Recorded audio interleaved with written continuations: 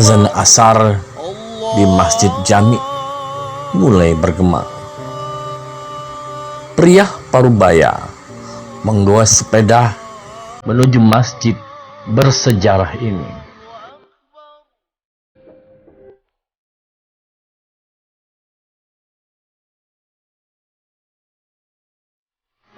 Ibrahim nama pria itu. Sebelum ia mengajar murid-murid les bahasa Inggris di rumah tuanya, ia melakukan rutinitas biasa. Tidak ada pekerjaan tambahan baginya. Hanya mengajar les pagi sampai sore. Bahkan ia juga membuka kelas malam.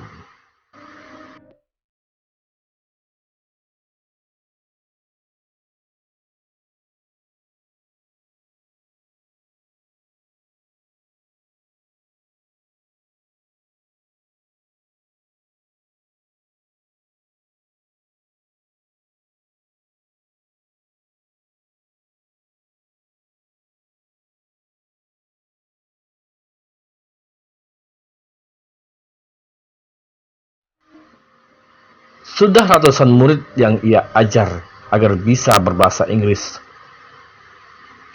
Ibrahim, pria kelulusan S1 ini pernah menjadi tenaga honorer di Kabupaten Oku Timur.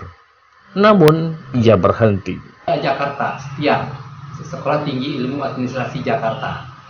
Saya gini Pak, saya pernah waktu itu honorer itu, saya dapat honor daerah Pak ya, Honda dari tahun 2005 sampai 2012 Pak. Jadi sebetulnya saya ngajar dari 2003 di SD 1 Martapura. Tapi Honda itu dapat dari 2005 sampai 2012. Nah terus lagi saya ngajar di SMP 2 Negeri 2 itu dari 2004 sampai 2012. Nah itu dulu saya honor daerah itu Pak hanya bergaji 300.000 sebulan. Dibayarkannya selama 3 bulan baru bisa diambil. Nah, sekarang saya tetap jadi guru honor. Cuma memang Pak, sebelum COVID-19 itu menerjang negara kita ini, saya masih mengajar di TK Islam Uswatun Hasanah. Itu saya honornya itu tergantung dari jumlah murid yang masuk. Jadi kalau kadang-kadang tahun pertama saya dapat 900 per bulan, tahun keduanya lebih kurang lagi jadi 700 sebulan gitu Pak. Nah jadi nggak menentu Pak itu.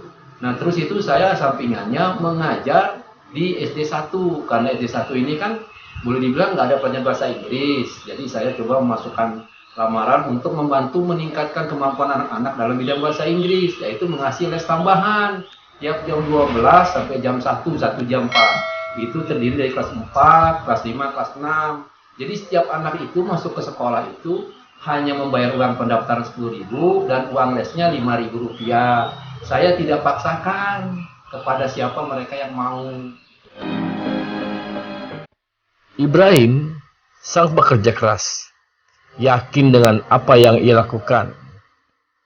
Ibrahim mempunyai anak 10 orang, 8 diantaranya sarjana strata 1. Saya nggak mau KB intinya gitu kan, jadi lahir lagi gitu. Ya saya sebutkan Pak, yang pertama itu Pak, yang dilulus Muhammad Iksan Permana Putra itu lulusan Unsri Pak, lulusan Unsri, dia Fakultas Pertanian yang pertama Pak. Yang kedua Bima Bintang Akbar, alhamdulillah itu lulusan Unila Pak, dari Fakultas Geografi. Sekarang alhamdulillah tahun lalu baru diterima di pegawai negeri Pak, PNS di Muara Enim Pak, menjadi guru Pak di sana Pak ya Pak. Yang ketiga ini Ananti Mega Safira Pak, itu lulusan D3 IPB Bogor Manajemen Gizi, dilanjutkan ke BINUS Pak. BINUS itu di Jakarta, manajemen manajemen perkantoran. Yang keempat Dana Reza Nugraha ini lulusan IPB Bogor Kehutanan, dia prodinya teknologi hasil hutan. Lulus. Yang kelima Natasha Astari Putri Pak, dia dari lulusan Unsri, mengambil prodi akuntansi. Sekarang bekerja di Glen Singapura dia di situ karena memang dia melamar di situ. Yang keenam itu Rizky Kusuma Wardana, sekarang sedang kuliah semester 6 di Unpad, ngambil bagian ekonomi pembangunan. Yang ketujuh itu Arya Indra Darmawan, dia baru semester 3 masuk di Universitas Indonesia, ngambil Fakultas Hukum.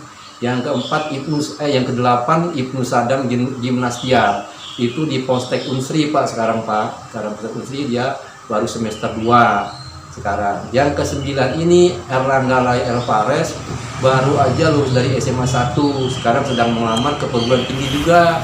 Dan yang terakhir ini tadi Aurelia Salsabila Tania Balkis ada di SMA Pak. Jadi begini Pak, saya dulu Pak terobsesi. Jadi saya kalau punya anak, biar bagaimanapun istilah kasarnya ya Pak, peribahasa kata, kaki dibikin kepala, kepala dibikin kaki, akan saya lakukan semaksimal mungkin. Pada waktu kami Pak di Jakarta membesarkan anak-anak saya Pak, saya juga waktu itu di Jakarta bekerja di swasta Pak ya. Tapi memang itulah Pak, memang besar pengeluarannya, jadi otomatis memang katakanlah Pak sangat-sangat sulit saya Pak untuk membiayai anak-anak ini Pak.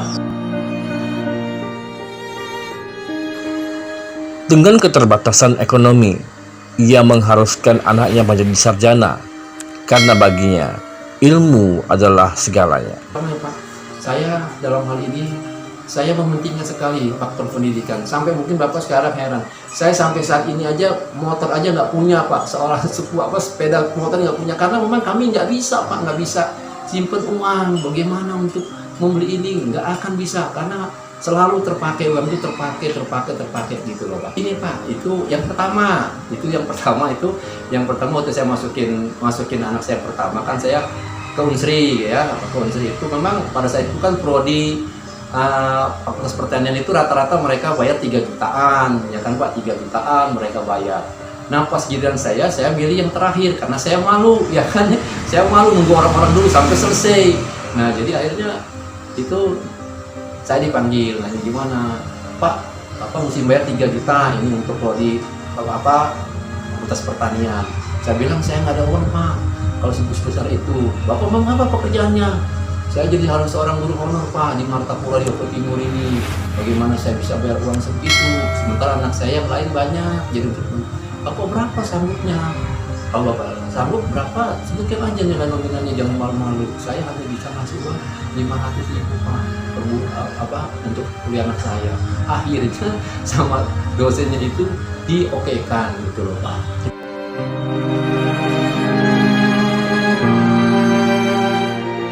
Cemoohan, hinaan, dan makian kerap ia dapati justru dari keluarga bahkan tetangga. Itu saya karena memang punya anak banyak ini Pak, saya sarjana, istri saya juga sarjana, tapi saya punya anak 10 orang tuh di zaman sekarang, 10 orang Pak, luar biasa. Jadi kebanyakan mungkin orang nggak percaya, dan bahkan ada mungkin di antara kita keluarga Pak ya, namanya keluarga itu jadi mencemoohkan. Mana mungkin kamu kok bisa biayai anak ya kan sampai kuliah, nonsense, impossible katanya dia. Paling hanya bisa sampai tingkat SMA. Nah dari situ saya tersentuh Pak, kok sampai kayak begini. Saya pikir apa iya saya memang begitu gitu lah. Dari situ loh Pak, dari pengalaman itu jadikan cambuk buat saya Pak untuk lebih memajukan ke anak-anak gitu loh. Kalau kami sih itu supaya karena terpacu karena kamu mana bisa kuliah anak cuma sampai tempat SMA kalau anak banyak kayak begitu katanya gitu kan. Waktu itu saya di Jakarta gitu, syukur-syukur kalau anak kamu bisa masuk sampai SMA katanya gitu. Apa iya kata saya gitu, apa iya ya. Jadi gini Pak, kalau saya memang anak-anak beneran Pak, kebenaran, maka kadang-kadang saya suka menangis Pak, sering saya menangis Pak, kemudahan Pak sama ini Pak, sama saya diberikan anak 10 orang ini, dititipin anak 10 orang ini Pak, begitu berat tanggung jawab saya Pak, sampai kadang-kadang saya menangis, ya Allah, apakah aku sanggup, apakah aku bisa ya Allah.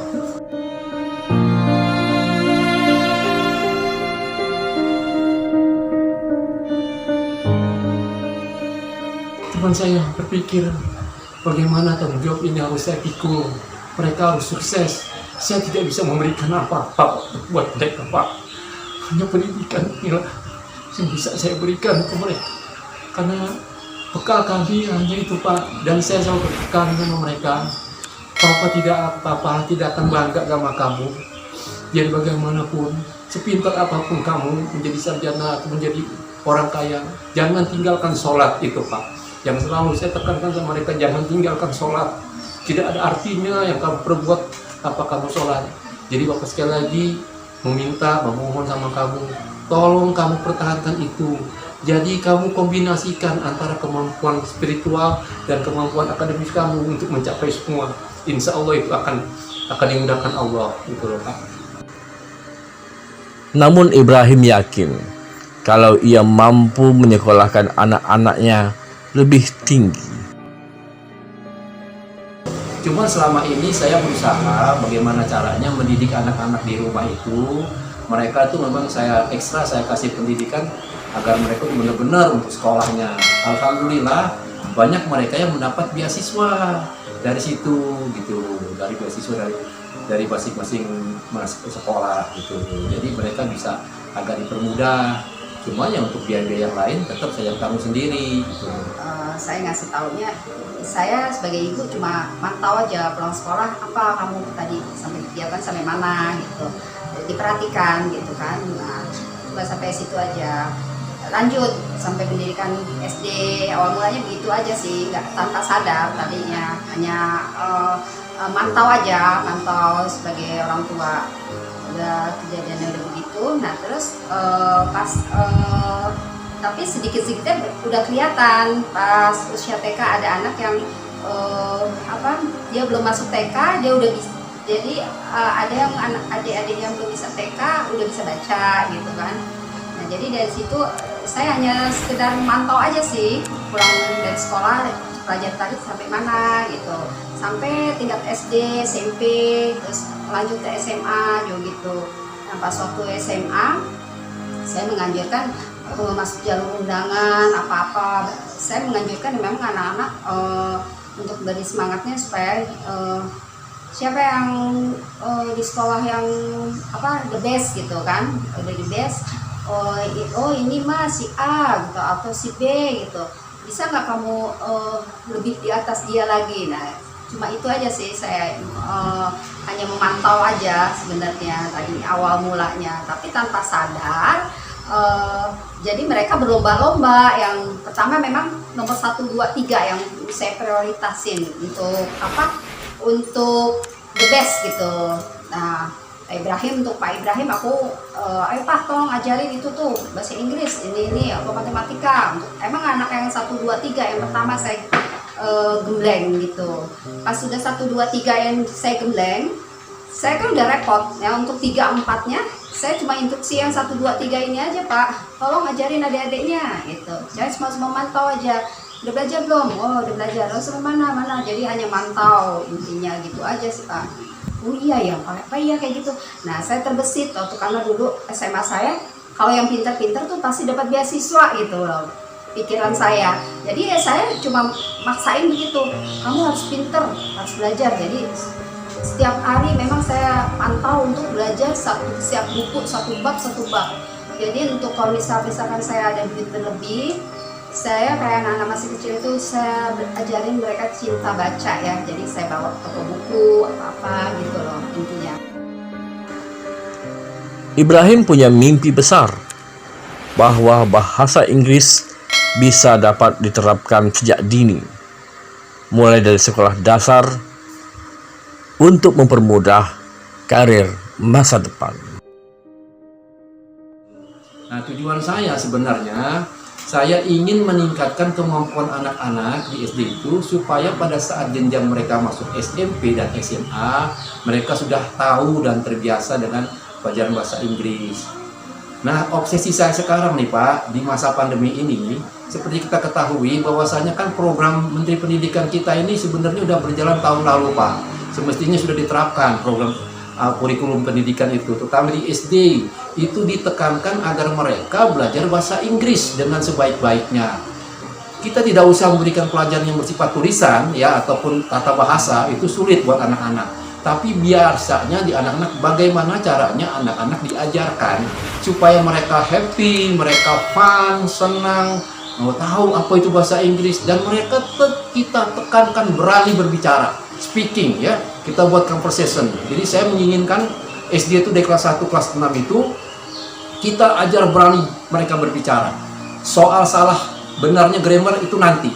Yang paling penting mereka dengan happy, dengan fun mengucapkan good morning sir, ya kan, how are you, I'm fine. Nah, jadi kan meriah Pak. Nah itu yang saya harapkan, nanti kemampuan mereka itu diasah lagi pada saat mereka terbiasa dan berani untuk berbicara bahasa Inggris di tingkat SD itu. Di tingkat SMP tinggal mereka belajar tentang tata bahasanya ya, tingkat SMP bahasanya. Jadi begitu mereka selesai SMA, mereka sudah siap masuk perguruan tinggi.